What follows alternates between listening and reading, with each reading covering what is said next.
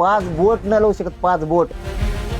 त्या दिवशी माणूस त्याच्या घरात ठेवणार नाही, माणूस कोको लावायला. पण आता अनेकांना असा प्रश्न पडलेला आहे की 29 ऑगस्ट रोजी जरांगे पाटलांचं उपोषण नक्की कशासाठी आहे?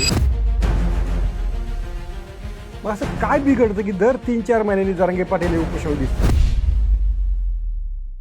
बावनकुळेंचं पत्र आणि तुम्ही सगळा ओबीसी समाज एका आरोपीच्या पिंजऱ्यामध्ये उभं करताय, हे तुम्हाला बरोबर वाटतं का? त्याने काय जग मारायची मग? हा 52 लाख 57 लाख आकडा नक्की आहे काय? 58 लाख प्रमाणपत्र दिलेत, मला डाटा द्या. माणसात माणूस राहिलेला नाही गावागावांमध्ये. म्हणजे आता कवर पेटवायचं आता हे पाटील. मग होऊन द्यायचं का जातीचं वाटलं? प्रसाद लाडांना लाडभाऊ आणि प्रसाद भाऊ आणि बावनकुळे नारे तुरे हे जरा थोडं पचत नाही पाटील.